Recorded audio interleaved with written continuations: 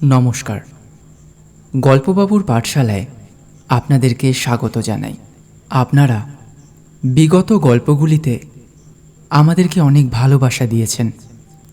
আপনাদের ভালোবাসায় আমরা সত্যি আপ্লুত।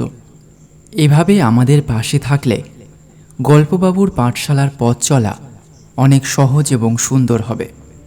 আপনি যদি আমাদের চ্যানেলের গল্পটি প্রথমবার শুনে থাকেন তাহলে অবশ্যই চ্যানেলটিকে সাবস্ক্রাইব করে বেল বাটনটি প্রেস করে দিন, যাতে পরবর্তী গল্প আপলোড হওয়ার সাথে সাথেই আপনার কাছে নোটিফিকেশন পৌঁছে যায়।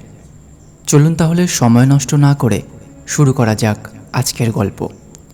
আমাদের আজকের নিবেদন সৌমেন সেনের কলমে অভিশাপ ও আশীর্বাদ। গল্প পাঠে বাপি। আমি ক্লাস 11-এ পড়ি, বিজ্ঞান বিভাগের ছাত্র এবং বিজ্ঞান মনস্ক। কাজেই অতি প্রাকৃতিক বিষয়বস্তু নিয়ে মাথা ঘামাতাম না। ওইসবে খুব একটা বিশ্বাসও করতাম না। কাজেই কোনোদিনও ওইসব বিষয়ে চর্চা করিনি।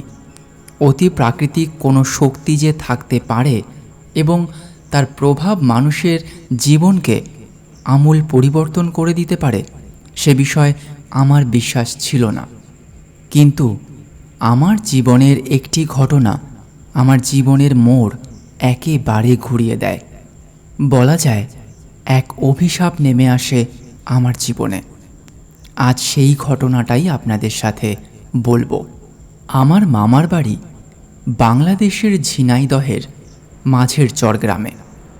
গ্রামের নামটি মাঝের চর হওয়ার কারণ গ্রামের তিন দিকে নদী, আর সেই তিন নদীর মাঝে উঁচু দোয়াব অঞ্চলে গ্রামটি। সব মিলিয়ে 100 লোকের বাস সেই গ্রামে। বেশিরভাগই হিন্দু, শুধু কয়েক ঘর মুসলিম রয়েছে। আমার দাদুর গ্রামে বেশ অনেক চাষের জমি আছে, তার সাথে পুকুর, আমবাগান, সব মিলিয়ে বেশ বাড়ন্ত পরিবার। আমার দাদুর বাড়িতে 5 জন সদস্য: দাদু, দিদা, মামা, মামি আর মামার একমাত্র ছেলে শুভ। ও আমার থেকে সামান্য একটু ছোট। আমাদের পালা করে বছরে 2 বার মামা বাড়িতে যাওয়া হতো। এক গরমের ছুটিতে আর এক পৌষ মাসে। মামা বাড়িতে বিরাট কালী পুজো হতো সেই সময়। ছোটবেলা থেকে অগুন্তিবার মামা বাড়িতে এসেছি। একবার মামা বাড়ি গেলে আর বাড়ি আসতে ইচ্ছে করতো না। সারাদিন সবুজ মাঠে মাঠে ঘুরে বেড়ানো, দুপুরে আমবাগানে বসে আম মেখে খাওয়া, পুকুরে মাছ ধরা, নৌকা চালানো, কোনো কিছুই বাকি থাকতো না। ওখানে বেশ কয়েকজন সঙ্গীও জুটে যেত। কাজেই বাড়ি ফেরার কথা ভুলে যেতাম। আর কালী পুজোর সময় বেশ ভালোই লাগতো। শীতের খেজুরের রস, পিঠে পুলি আর গ্রামের কুয়াশা মাখা পরিবেশ মনে এক অদ্ভুত আনন্দের সৃষ্টি করত। পুজোর দিকে আমি বিশেষ নজর দিতাম না, তবে শুনেছিলাম মামাবাড়িতে যে কালী মন্দির আছে তা নাকি অনেক পুরনো। সেটা অবশ্য মন্দিরের গঠন আর কারুকার্য দেখলেই বোঝা যায়। দাদুদের বংশের কোনো এক ছেলে নাকি খুব কম বয়সে গৃহত্যাগ করে। অনেক বছর পর তিনি একজন বড় তান্ত্রিক হয়ে ফিরে আসেন। তিনি এই মন্দির তৈরি করেছিলেন। তিনি বেঁচে থাকতে নিয়মিত পুজো করতেন। তিনি মারা যাওয়ার পর নিয়মিত পুজো কয়েকদিন চলে, তারপর তা বন্ধ হয়ে যায়। শুধুমাত্র বছরে একটি বার এই পুজো হয়। এই পুজোর কিছু আজব রীতিনীতি ছিল। যেদিন পুজো হতো ঠিক সেদিন নিশি রাতে শ্মশান থেকে মাটি আনতে হতো। সেই মাটি দিয়েই মূর্তি তৈরি করা হতো সারা দিন ধরে। তারপর সন্ধেবেলা পুজো শুরু হতো। সেই পুজোতে বলিও দেওয়া হতো। আগে শুনেছিলাম মহিষ বলির রীতি ছিল, তবে আমি দেখেছি পরপর 7টি ছাগল একসাথে পাশাপাশি দাঁড় করিয়ে তাদের বলি দেওয়া হতো। সেই ছাগলের মুন্ড ও রক্ত একটি মাটির সরা করে নিয়ে গিয়ে রাখা হতো কালী মায়ের সামনে। এছাড়া আরও অনেক কিছুই বলি দেওয়া হতো, যেমন চাল কুমড়ো, লাউ ইত্যাদি। এইসব প্রথা আমার ঠিক পছন্দ হতো না। বিনা কারণে পশু হত্যা ভালো লাগতো না। তবুও আমার কিছুই করার ছিল না। আমার বেশ মনে আছে, সেবার পুজোর 2 দিন আগে আমি আর আমার মা গিয়ে উপস্থিত হলাম মামা বাড়িতে। আমার তো পুজোর দিকে নজরই ছিল না, কাজেই সেখানে গিয়ে শুভকে সাথে নিয়ে গ্রামে ঘুরতে বেরিয়ে গেলাম। প্রথম দিন সারাদিন ঘুরে ঘুরেই কাটালাম। পরের দিন সন্ধেবেলা আগান বাগান ঘুরে বাড়ি ফিরেছি। এমন সময় দেখি মামি ডাকছেন। আমাকে পাশের ঘরে আসতে বললেন। আমি সেই ঘরে গিয়ে দেখি মামা, দিদা, দাদু আর মা সবাই বসে আছে। আমি যেতেই দাদু আমাকে বললেন, সোম, আজ নিশি রাতে মামা শ্মশান থেকে মাটি আনতে যাবে। সাথে একজনকে যেতে হবে, যেহেতু আমার শরীরটা তো খারাপ, আর তুমি ছাড়া এ বাড়িতে অন্য কোনো পুরুষ নেই। শুভও এখনো অনেকটা ছোট, তাই আমি চাই তুমি যাও। কি তুমি রাজি তো? মাও বলল, দেখ, পারলে তুই যা। ভাই তো এখন অনেক ছোট, ও ভয় টয় পাবে। আমি ভাবলাম, এ আর কি এমন কাজ, ফলে সহজেই রাজি হয়ে গেলাম। কথা মতো রাত্রির 2য় প্রহরে সারা গ্রাম যখন প্রাণহীন, শীতের দাপটে গাছপালা ওগুলোও যেন সারা শব্দ দিচ্ছে না, তখন আমি আর মামা ঘুম থেকে উঠে পড়লাম। যাওয়ার আগে এই শীতে আমাদের স্নান করে নতুন ধুতি আর গেঞ্জি পরতে হলো। মামার কোমরে একটা গামছা বাঁধা।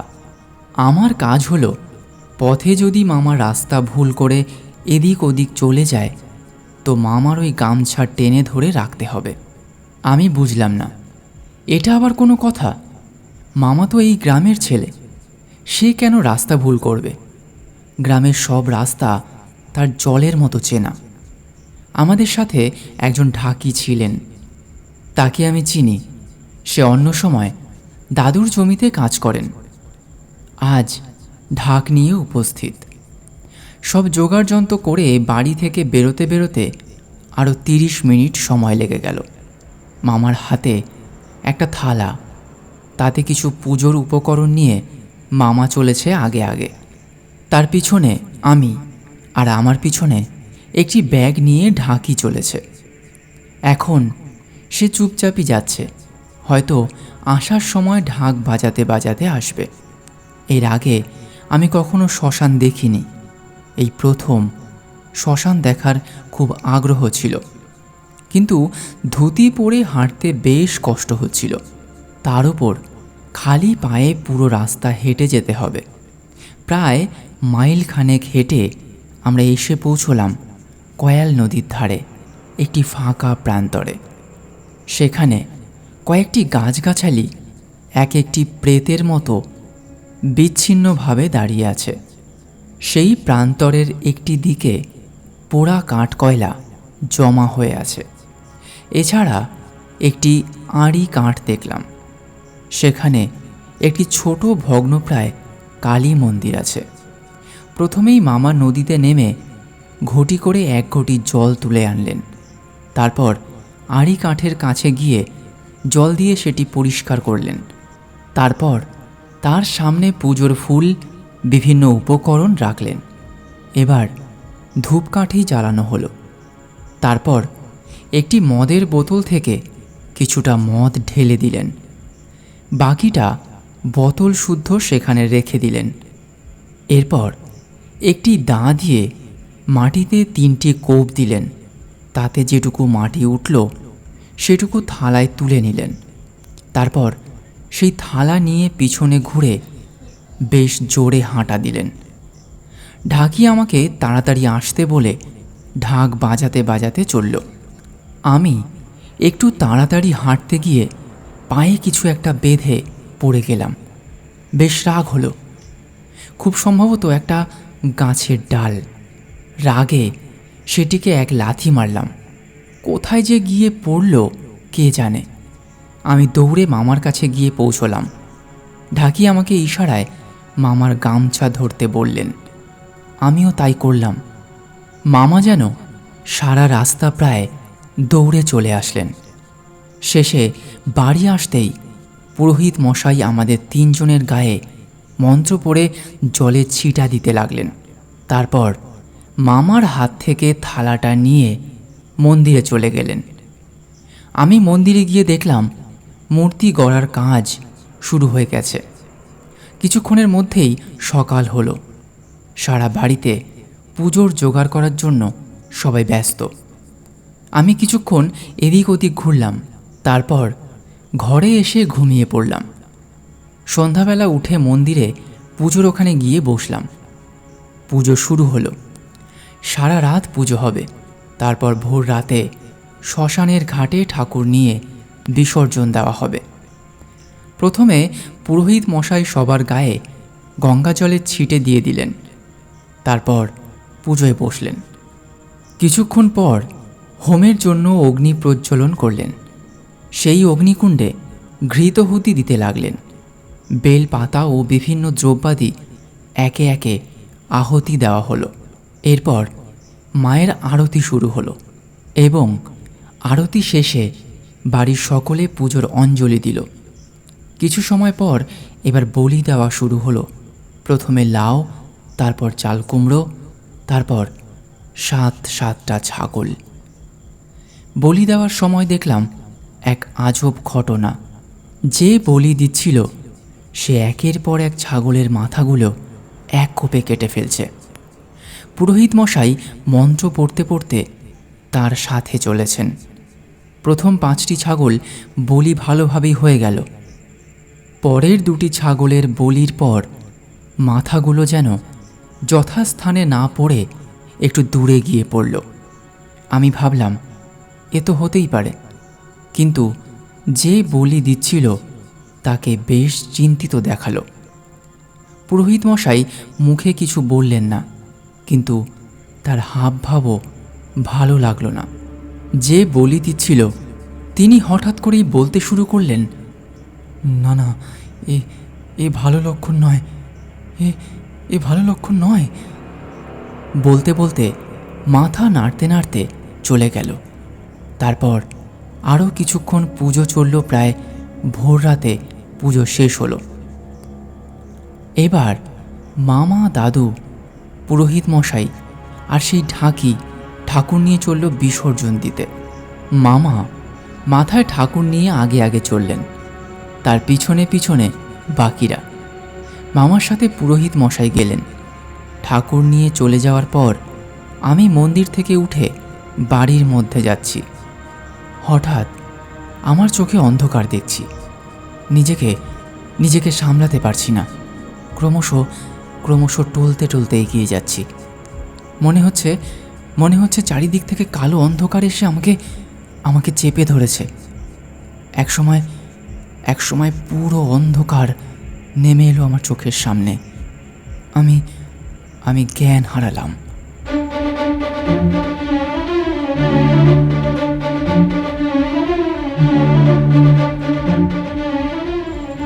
অসংখ্য ধন্যবাদ আমাদের এই পর্বটি শোনার জন্য। আপনারা শুনছিলেন সৌমেন সেনের কলমে অভিশাপ ও আশীর্বাদ। এই পর্বটি আপনাদের কেমন লাগলো আমাদেরকে কমেন্টস করে জানাতে ভুলবেন না। আমরা এই গল্পের পরবর্তী পর্ব নিয়ে আসব আগামী মঙ্গলবার ঠিক রাত 8টায়। ততক্ষণ পর্যন্ত ভালো থাকুন, সুস্থ থাকুন আর গল্পবাবুর সাথেই থাকুন। ধন্যবাদ।